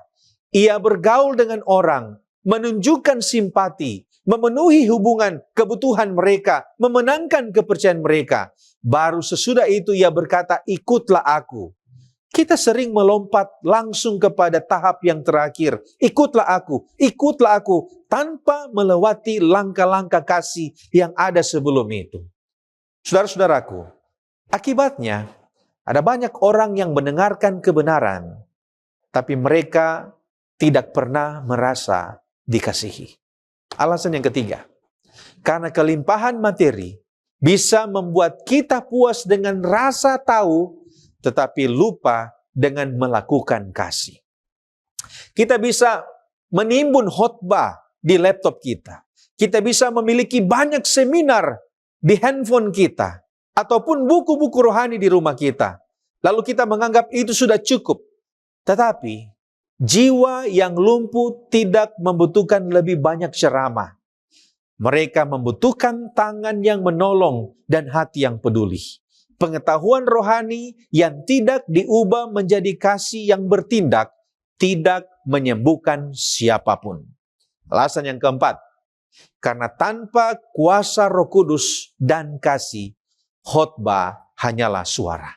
Paulus menegaskan, berbicara dalam bahasa manusia dan bahasa malaikat, tetapi tanpa kasih hanyalah gong yang berkumandang. Jadi masalah utama kita bukanlah kekurangan bahan, melainkan kekurangan kasih yang membara bagi jiwa-jiwa yang binasa. Solusinya bukan menambah jumlah khutbah, melainkan menambah waktu untuk pelayanan pribadi, mengunjungi mereka, mendengarkan mereka, menolong mereka, mengasihan atau menunjukkan kasih kepada mereka satu persatu, dan di sanalah jiwa yang tersesat itu akan menemukan jalannya kembali. Di dalam The Ministry of Healing halaman 143, Ellen G. White mengatakan, hanya metode Kristus yang akan memberikan keberhasilan sejati dalam menjangkau banyak orang. Juru selamat bergaul dengan manusia sebagai seorang yang menginginkan kebaikan mereka. Ia menunjukkan simpati kepada mereka, melayani kebutuhan mereka, memenangkan kepercayaan mereka, kemudian ia mengajak mereka, ikutlah aku. Seandainya lebih sedikit waktu diberikan untuk berkhotbah dan lebih banyak waktu digunakan untuk pelayanan pribadi, hasil yang lebih besar akan terlihat. Saudaraku, sebagai penutup dan aplikasi dari apa yang kita pelajari dan diskusikan bersama, mengapa kasih menjadi yang paling besar di antara iman, pengharapan, dan kasih? Karena kasih adalah sifat Allah sendiri dan inti dari seluruh kehidupan Kristen. Iman membawa kita kepada Kristus, pengharapan juga mengarahkan kita kepada janji-janjinya, tetapi kasih adalah karakter yang akan tetap ada sampai selama-lamanya. Kasih bukan hanya salah satu sifat orang percaya, tetapi merupakan bukti bahwa Kristus hidup di dalam dirinya. The Acts of the Apostle halaman 319 menekankan bahwa kasih adalah dasar kesalehan. Tidak seorang pun dapat mengasihi Allah dengan sungguh-sungguh tanpa terlebih dahulu mengasihi saudaranya. Tetapi kasih ini tidak dapat kita miliki hanya dengan berusaha menciptakannya dari diri sendiri kita. Kasih itu memenuhi hati ketika Kristus berdiam di dalam diri kita. Dengan demikian, kasih bukanlah hasil usaha manusia, melainkan hasil dari kehidupan yang dipenuhi oleh Kristus. Andrews Bible Commentary halaman 1643 katakan, karena Allah adalah kasih, menurut 1 Yohanes 4 ayat 8 dan 16, ia hanya dapat dikenal sepenuhnya melalui kasih. Karena itu, kasih bahkan lebih besar daripada iman supernatural yang mampu memindahkan gunung. Tanpa kasih, kita tidak dapat mengenal Allah, dan tanpa Allah, kita bukanlah apa-apa. 1 Korintus 13 ayat yang kedua. Seventh-day Adventist Bible Commentary volume 6 halaman 785. Sebagai suatu gaya hidup, kasih jauh lebih efektif, lebih unggul, dan lebih memuaskan daripada kepemilikan atau penggunaan berbagai karunia Roh Kudus yang disebutkan dalam 1 Korintus pasal yang ke-12. Kasih kepada Allah dan sesama manusia merupakan ungkapan tertinggi dari keselarasan dengan Allah. Kasih yang diwujudkan dalam kehidupan orang percaya adalah ujian terbesar atas ketulusan iman Kristen seseorang. Nah, bagaimana kasih Kristus menjadi kesaksian yang paling kuat bagi dunia? Dunia mungkin tidak langsung membaca Alkitab, tetapi dunia selalu membaca atau melihat kehidupan keseharian orang Kristen. Barang siapa tidak mengasihi, ia tidak mengenal Allah, sebab Allah adalah kasih. 1 Yohanes 4 ayat 8. Dengan kata lain, kasih adalah bukti bahwa seseorang sungguh telah mengenal Allah. In Heavenly Places halaman 298, kasih Kristus yang dinyatakan melalui kehidupan orang percaya merupakan kesaksian yang paling kuat kepada dunia mengenai kuasa Injil. Jadi ketika gereja dipenuhi oleh kasih, orang yang terluka akan menemukan penghiburan, orang berdosa akan menemukan pengharapan, dan orang yang jauh dari Tuhan akan ditarik lebih dekat kepada Kristus. Kasih menjadi bahasa Injil yang dapat dipahami oleh semua orang. Our Father Cares halaman 27, kasih adalah unsur di mana Kristus bergerak, berjalan, dan bekerja. Ia datang untuk merangkul dunia dalam pelukan kasih-Nya. Kita harus mengikuti teladan yang ditunjukkan oleh Kristus dan menjadikannya panutan kita, sehingga kita memiliki kasih yang sama bagi sesama seperti yang telah Ia tunjukkan kepada kita. Seventh-day Adventist Bible Commentary volume 6 halaman 785-786. Kasih adalah jalan yang paling mulia karena perwujudan praktisnya merupakan ujian yang akan menentukan nasib kekal seluruh umat manusia. Mereka yang agamanya hanya sekedar ketaatan lahiriah terhadap bentuk-bentuk dan tata cara keagamaan akan menyadari bahwa hal itu tidak berkenan di hadapan Allah. Kasih yang mengorbankan diri, yang menumbuhkan persatuan di antara orang-orang percaya, akan meyakinkan dunia bahwa Allah memang telah mengutus anaknya ke dunia untuk menyelamatkan umat manusia. Inilah cara yang dipilih Allah bagi umatnya untuk memberikan kesaksian akan kebenaran Injil. Cinta kasih semacam itu yang tidak menunjukkan keinginan untuk meninggikan diri, membenarkan diri sendiri atau memuaskan diri sendiri, melainkan didedikasikan untuk pelayanan tanpa pamrih kepada mereka yang membutuhkan, merupakan argumen yang tidak dapat dibantah oleh orang-orang yang belum bertobat. Mereka melihat di dalamnya sesuatu yang tidak dapat dipahami oleh filosofi hidup mereka. Hati mereka tersentuh dan akal budi mereka merespons bukti kuasa kesalehan dalam kehidupan orang-orang yang telah bertobat. Dengan demikian, kasih terbukti sebagai cara terbaik untuk memberitakan Injil dan memajukan kerajaan Allah. Setiap kalimat yang ditulis oleh Paulus tentang kasih dalam 1 Korintus pasal 13 sesungguhnya menggambarkan bagaimana Yesus hidup, melayani, mengampuni, bersabar, rendah hati, dan mengasihi manusia sampai mati di kayu salib. Kasih seperti ini tidak dapat dihasilkan oleh kekuatan manusia. Ia hanya lahir ketika Roh Kudus menguasai hati kita. Semakin dekat kita kepada Kristus, semakin kita menyerupai Dia. Dan semakin kita menyerupai Dia, semakin dunia melihat kasih Allah melalui kehidupan kita. That I May Know Him halaman 57 menyimpulkan bahwa mereka yang menerima Roh Kudus akan memperlihatkan buah-buah roh. Kasih, sukacita, damai sejahtera, kesabaran, kemurahan, kebaikan, kelemah lembutan, kesetiaan, dan penguasaan diri sama seperti Kristus sedang memerintah di dalam hati mereka. Saudaraku, mari kita berdoa agar Roh Kudus membentuk karakter Kristus di dalam diri kita sendiri, sehingga kita menjadi cerminan kasih Allah yang hidup kepada orang-orang di sekitar kita. Dengan demikian, dunia akan mengenal Yesus melalui kehidupan kita, dan namanya akan dimuliakan sampai Ia datang kembali. Mari kita tunduk kepala dan berdoa. Bapa kekal Allah kami yang bertahta di sorga, terima kasih Engkau telah memberi kami kesempatan untuk belajar daripada-Mu.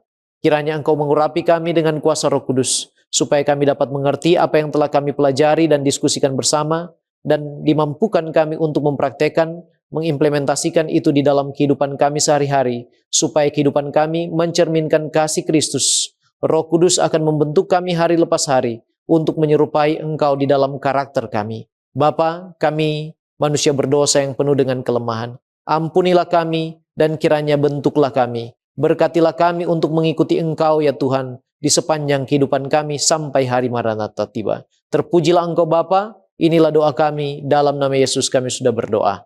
Amin.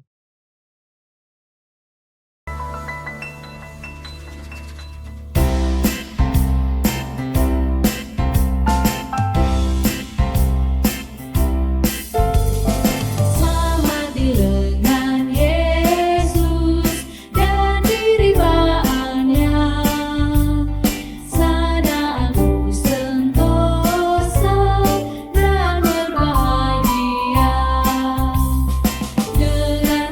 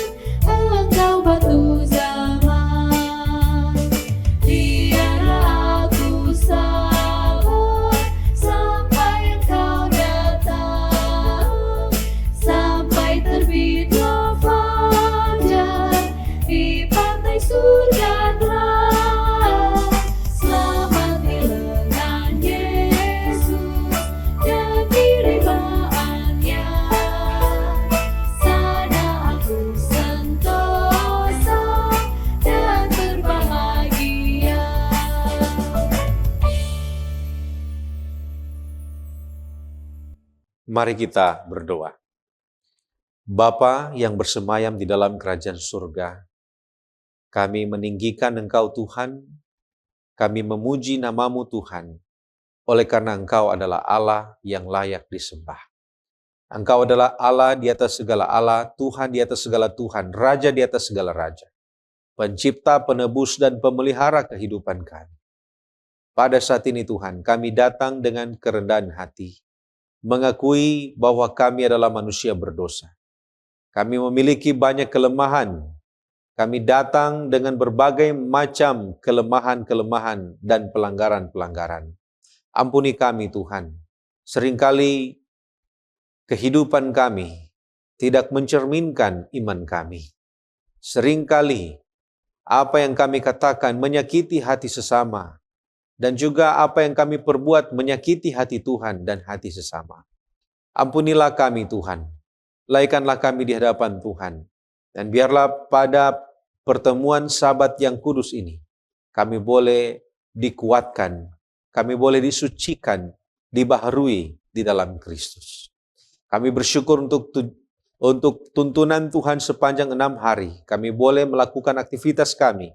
Dan hari Sabat ini Tuhan kami boleh bersama-sama terkumpul untuk memuji, membesarkan nama Tuhan. Ketika kami menyembah-Mu Tuhan, kami datang dengan berbagai macam pergumulan hidup. Oleh karena itu Tuhan, apabila di antara kami ada yang saat ini sementara bergumul oleh karena penyakit yang mereka hadapi, kami doakan kiranya Tuhan sembuhkan mereka. Kiranya Tuhan jamah bagian tubuh yang sementara terganggu. Dan biarlah Engkau yang adalah tabib di atas segala tabib akan menjamah, menyucikan dan membasuh kami semua yang sakit. Dan kami boleh dikuatkan, dipulihkan, dan boleh disembuhkan. Bagi mereka yang sementara bergumul dalam iman, Tuhan kuatkan. Bagi mereka yang sementara bergumul di dalam pencobaan-pencobaan, Tuhan berikan kemenangan. Bagi mereka yang sementara bergumul di dalam duka cita, Tuhan kiranya hiburkan. Dan kiranya Tuhan, ibadah kami pada hari Sabat ini dapat menjadi suatu berkat bagi kami semua. Oleh karena itu Tuhan kami berdoa kiranya firman Tuhan yang akan kami dengarkan, Tuhan memberkati, Tuhan kiranya mengurapi, sehingga firman ini akan menembus hati kami, menegur kami, dan membawa sukacita kedamaian dalam kehidupan kami. Biarlah pengalaman indah pada hari Sabat ini akan membawa kami lebih dekat dengan Tuhan, bertumbuh dalam iman, dan memiliki pengharapan yang semakin menyala. Kami berdoa kiranya Tuhan akan menyertai kami di sepanjang ibadah kami pada hari Sabat ini, karena kami sudah berdoa di dalam nama Yesus, Tuhan dan Juru Selamat kami. Amin.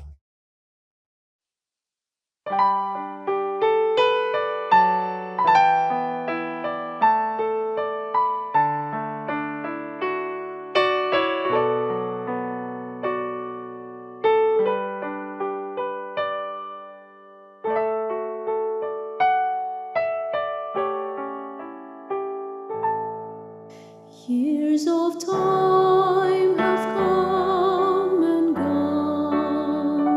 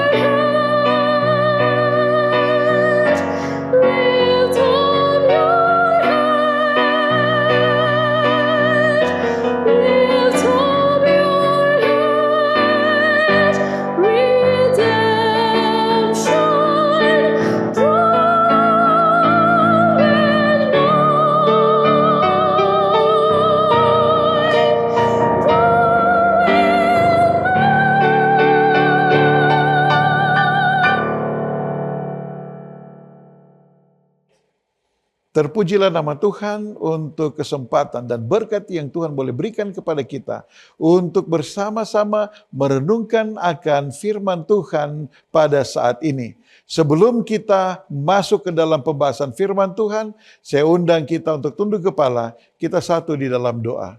Bapa kami yang ada di dalam kerajaan surga, kebutuhan kami yang terbesar saat ini adalah tuntunan kuasa Roh Kudus-Mu.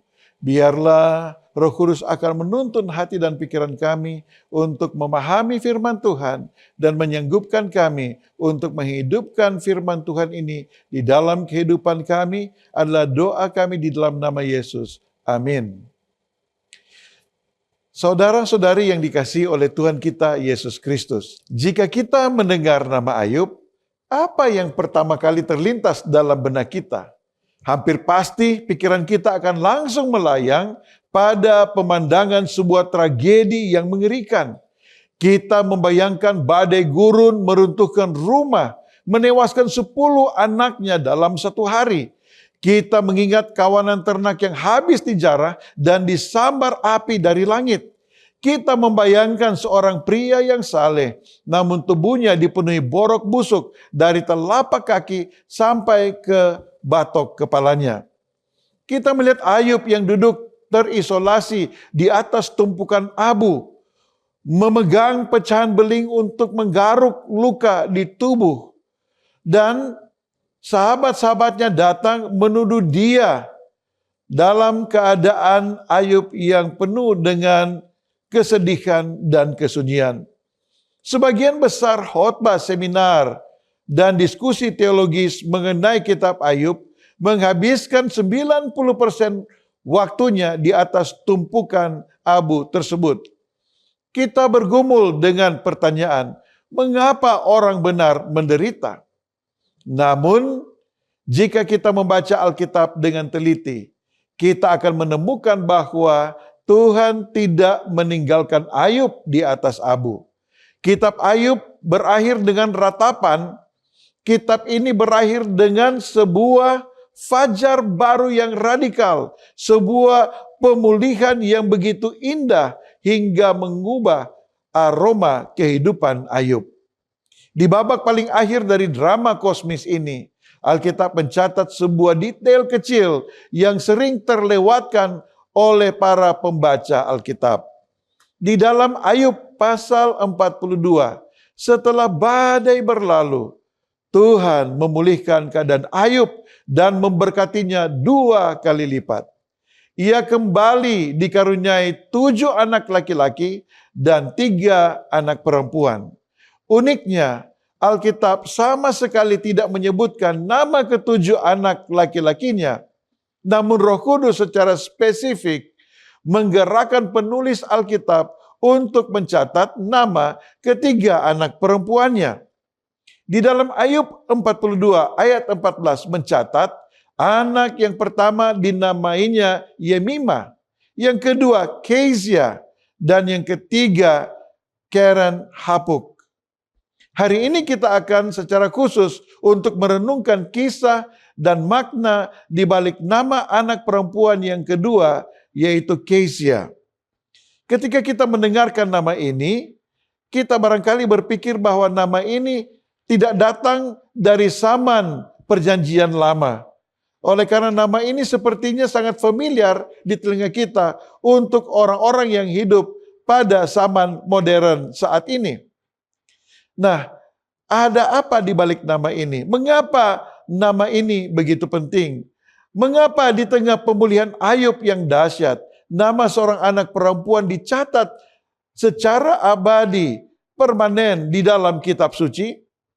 Di dalam narasi kehidupan Kezia, kita tidak hanya akan melihat bagaimana Tuhan memulihkan penderitaan manusia, tetapi kita akan melihat bayang-bayang profetik yang menunjuk langsung pada karya keselamatan agung di dalam Yesus Kristus. Untuk mengerti mengapa kehadiran Kezia begitu berharga bagi Ayub, kita harus berempati dengan atmosfer emosional dan fisik yang dialami Ayub selama masa penderitaannya. Bayangkan udara di sekitar Ayub selama berbulan-bulan atau bahkan bertahun-tahun saat ia sakit. Itu adalah udara yang dipenuhi dengan bau busuk, bau borok yang meradang, bau debu, dan abu tempat ia duduk meratap. Bau kematian dari kenangan 10 anaknya yang tewas, dan bau kepahitan dari tuduhan palsu sahabatnya. Kehidupan Ayub saat itu sama sekali tidak memiliki keindahan atau keharuman. Hidupnya terasa hambar, mati, dan menjijikan. Namun, ketika Tuhan berbicara dari dalam badai dan Ayub merendahkan diri, sebuah pemulihan supernatural terjadi. Tuhan memulihkan kesehatan Ayub, memulihkan hubungannya dengan sesama, dan memberikan keluarga yang baru. Dan ketika anak perempuan keduanya lahir, Ayub menatap bayi mungil itu dan ia memberikan sebuah nama yang menjadi monumen iman, yaitu Kesia. Dalam bahasa Ibrani, nama Kesia berasal dari kata ketsia yang berarti kayu manis atau kulit kayu manis, kasia. Bagi orang timur dekat kuno, kasia atau kayu manis bukanlah sekedar bumbu dapur biasa. Ini adalah rempah-rempah yang sangat langka, mahal, dan memiliki wewangian yang sangat tajam, manis, sekaligus bertahan lama. Dalam kitab Keluaran 30 ayat 23 dan 24, kesia atau kasia adalah salah satu bahan utama yang ditentukan Tuhan untuk membuat minyak urapan kudus. Minyak yang digunakan untuk menguduskan kemah suci, tabut perjanjian, dan para imam. Ketika minyak itu dituangkan, aromanya akan memenuhi seluruh ruangan, mengusir bau kematian dari hewan-hewan kurban, dan menandakan hadirat Tuhan yang kudus. Mari kita bayangkan momen ketika Ayub memanggil anaknya. Setiap kali Ayub berjalan di pekarangan rumahnya dan memanggil Kesia, kemarilah. Sesungguhnya Ayub sedang mendeklarasikan kepada dunia dan kepada dirinya sendiri, bau busuk masa lalu telah diangkat oleh Tuhan. Kepahitan dari abu penderitaan telah lenyap. Sekarang rumahku, hidupku, keturunanku dipenuhi dengan keharuman dan wewangian dari surga. Kesia adalah simbol hidup bahwa Tuhan sanggup mengubah atmosfer kehidupan kita. Seringkali kita mengalami musim di mana hidup kita berbau busuk karena dosa, karena kegagalan, kepahitan, atau air mata penderitaan. Namun kisah Kesia mengingatkan kita bahwa Tuhan kita adalah Allah yang ahli mengubah abu menjadi keindahan, mengubah ratapan menjadi minyak kegirangan. Ada sebuah kebenaran alamiah yang mendalam tentang kesia atau kayu manis ini. Kulit kayu manis tidak menghasilkan aroma terbaiknya begitu saja saat berada menempel di pohon. Untuk mengeluarkan wewangian yang manis dan aroma yang tajam wangi ini, kulit pohon tersebut harus dikupas, kemudian dijemur, dan akhirnya dihancurkan atau digiling menjadi bubuk.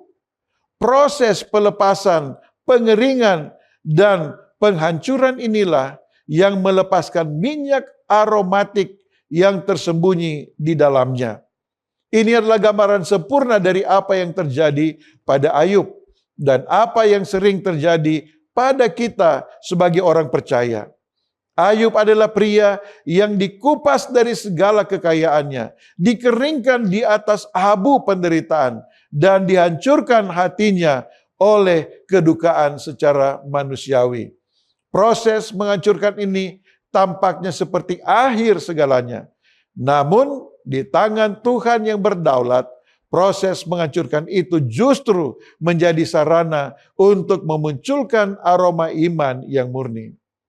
Sebelum menderita, Ayub mengenal Tuhan dari kata orang saja.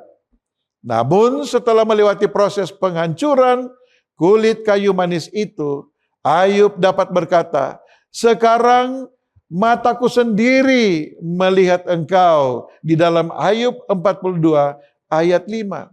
Iman Ayub yang telah dimurnikan memancarkan keharuman yang menguatkan jutaan generasi pembaca Alkitab hingga hari ini. Jika hari ini Anda merasa sedang ditekan, dihancurkan, atau melewati proses yang menyakitkan, ketahuilah bahwa Tuhan tidak sedang membinasakan Anda. Dia sedang mengupas, menghancurkan keakuan kita agar wewangian kesia, aroma karakter yang mulia bisa terpancar dari dalam hidup Anda. Narasi kitab Ayub membawa kita lebih dalam lagi pada keindahan kisah kesia melalui catatan sosial yang sangat radikal pada zamannya.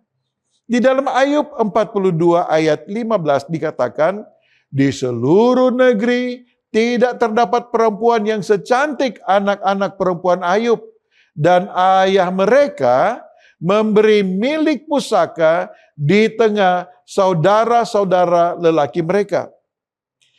Pada budaya patriarki timur dekat kuno, ada anak perempuan atau anak perempuan biasanya tidak dihitungkan dalam silsilah warisan harta pusaka, kecuali jika sebuah keluarga sama sekali tidak memiliki anak laki-laki. Seperti pada kisah anak perempuan Zelafehad di kitab Bilangan. Namun, Ayub memiliki 7 anak laki-laki. Secara hukum adat waktu itu, ke-7 anak laki-laki itulah yang berhak atas seluruh kepemilikan dari Ayub. Tetapi, lihatlah, apa yang dilakukan Ayub yang sudah dipulihkan ini.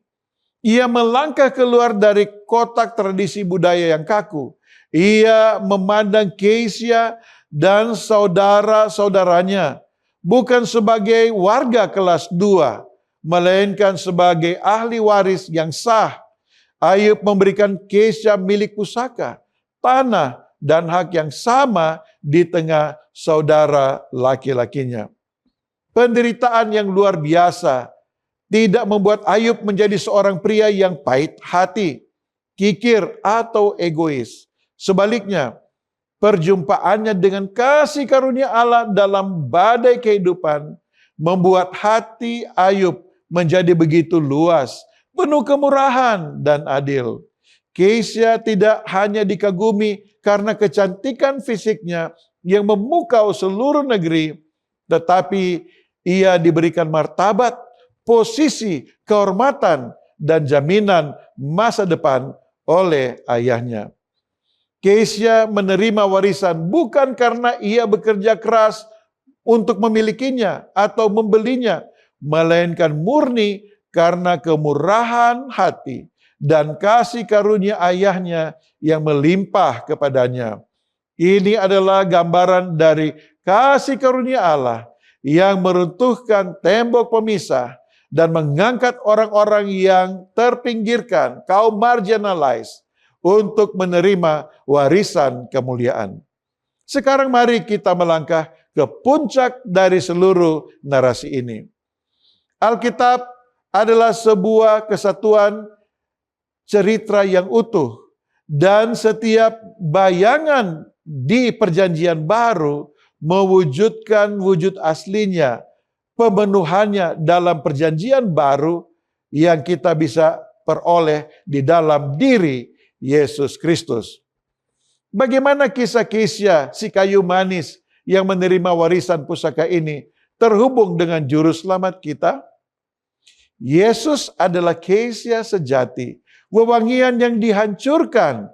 Di dalam kitab Mazmur 45 ayat 9, sebuah mazmur mesianik yang bernubuat tentang Raja Surgawi, Yesus Kristus, tertulis, "Segala pakaianmu berbau mur, gaharu, dan kayu manis, kesia. Ketika Yesus datang ke dunia, dialah wewangian surga yang sejati. Namun sama seperti kulit kayu manis yang harus dikupas, dihancurkan untuk mengeluarkan aromanya, Yesus Kristus harus melewati proses penghancuran yang paling ekstrim di Bukit Golgota. Di atas kayu salib, tubuhnya dikupas oleh cambukan, martabatnya ditelanjangi, dan dirinya dihancurkan oleh murka Allah yang seharusnya menimpa kita, manusia berdosa akibat dosa dan pelanggaran kita. Ketika Ayub duduk di atas abu, ia mengeluh penderitaannya.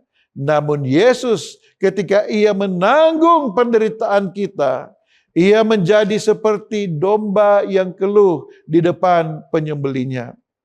Dari kehancuran tubuh Kristus disalib, terpancarlah aroma keselamatan, pengampunan, dan kasih karunia yang paling harum bagi seluruh alam semesta. Bau busuk dosa dan maut menguasai umat manusia sejak kejatuhan Adam. Kini dikalahkan dan digantikan oleh keharuman pengorbanan Kristus. Yang kedua, Kristus memberikan kita warisan bersama saudara laki-laki. Ingatlah bagaimana Ayub memberikan Kesia warisan di tengah-tengah saudara laki-lakinya. Hal ini menunjukkan langsung pada apa yang dilakukan Yesus bagi kita. Di hadapan Allah yang kudus, kita yang dahulunya orang asing, orang-orang yang terpinggirkan, orang-orang miskin, orang-orang yang tidak berhak atas kerajaan surga karena dosa-dosa kita. Namun melalui kematian dan kebangkitan Yesus, kita diangkat menjadi anak-anak Allah. Rasul Paulus menulis dalam Roma 8 ayat 17, dan jika kita adalah anak, maka kita juga adalah ahli waris. Maksudnya orang-orang yang berhak menerima janji Allah, yang akan menerimanya bersama-sama dengan Kristus Yesus, sang anak sulung. Tidak memakai warisan kerajaannya untuk dirinya sendiri. Ia membagikan warisan keselamatan, kehidupan kekal, dan kemuliaan surga kepada kita, orang-orang yang percaya kepadanya. Sama seperti Kesia menerima warisan di tengah-tengah saudara laki-lakinya, kita yang percaya kepada Yesus diberikan tempat, martabat yang baru, dan jaminan kekal di dalam kerajaan Allah. Yang ketiga, mengubah abu hidup kita menjadi keindahan Kristus. Ayub menamai anaknya Kesia untuk menandai berakhirnya masa kelam. Yesus Kristus datang ke dalam dunia untuk melakukan hal yang jauh lebih besar bagi setiap kita. Di dalam Yesaya 61 ayat 3 tertulis bahwa Mesias datang untuk mengaruniakan kepada mereka perhiasan kepala ganti abu, minyak kegirangan ganti perkabungan, kain pujian ganti semangat yang pudar. Hari ini, jika hidupmu dipenuhi abu dari pernikahan yang hancur, abu dari kegagalan ekonomi, abu dari penyakit yang tak kunjung sembuh, atau abu dari rasa bersalah masa lalu, datanglah kepada Yesus. Di dalam Kristus, seluruh bau busuk masa lalumu diserap oleh salibnya. Dan ia memberikan kepadamu pakaian kebenaran yang baru, yang berbau harum seperti Kesia. Saudara-saudara yang saya kasihi dalam Yesus Kristus, kisah Kesia di akhir kitab Ayub bukan sekedar catatan pelengkap atau cerita akhir yang bahagia, happy ending yang biasa. Kisah Kesia adalah proklamasi iman bahwa badai pasti berlalu di tangan Tuhan. Akhir hidup kita akan jauh lebih mulia daripada awalnya. Hari ini, khotbah ini, saya menantang kita semua dengan dua hal. Yang pertama, percayalah pada proses pemulihan dari Tuhan.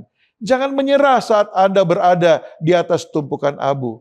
Ayub tidak tahu bahwa Tuhan sedang mempersiapkan seorang anak bernama Keisha saat ia sedang menangis kesakitan. Demikian pula Anda. Anda mungkin tidak tahu keindahan apa yang sedang Tuhan rancang di balik air mata Anda hari ini.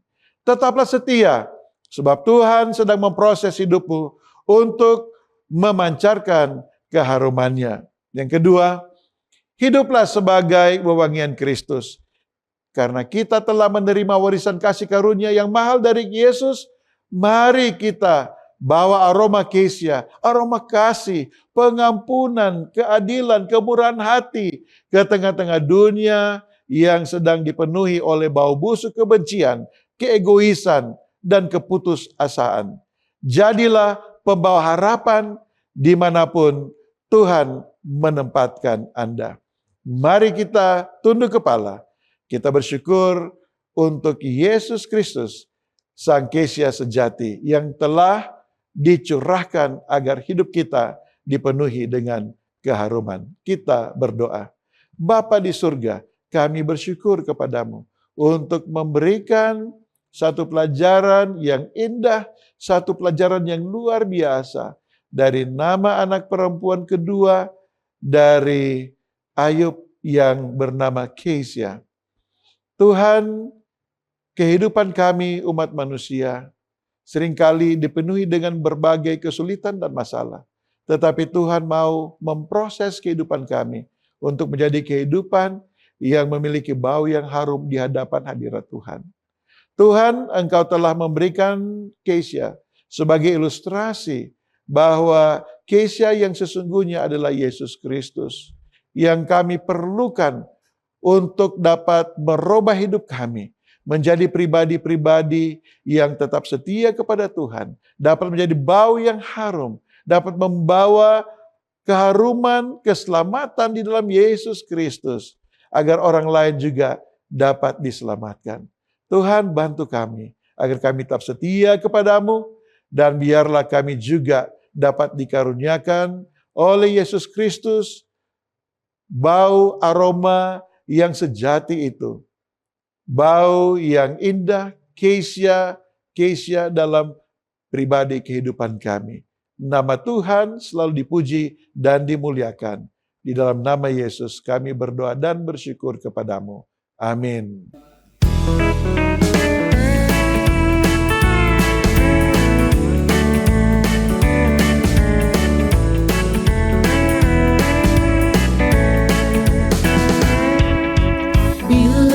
Kehidupanmu bergelombang, bila tawar hati dan rasa tak senang, hitung satu-satu segala berkat-Mu, dan lihatlah kasih Tuhan padamu.